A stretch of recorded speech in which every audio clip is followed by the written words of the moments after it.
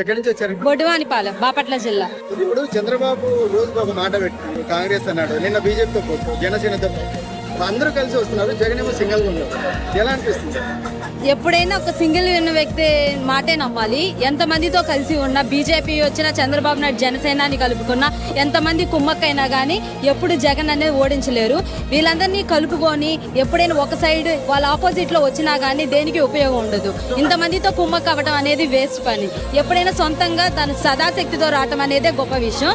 అది జగన్ చేయగలడు, తనే గెలుస్తాడని మా నమ్మకం. ఇప్పుడు చూస్తున్న స్కూల్ గ్రామంలో డెవలప్మెంట్ జగన్ ఎలా చేశాడు, ఎలా అనిపిస్తుంది? మేము చదువుకున్నప్పుడైతే గవర్నమెంట్ స్కూల్స్ అనేవి వేస్ట్, అందరం ప్రైవేట్కి వెళ్ళాలనే ఆలోచన ఉండేది. ఇప్పుడు ప్రజెంట్ సిచ్యువేషన్ చూస్తుంటే మాత్రం చాలా మంది గవర్నమెంట్ సైడ్ వెళ్దామని ఆలోచిస్తున్నారు.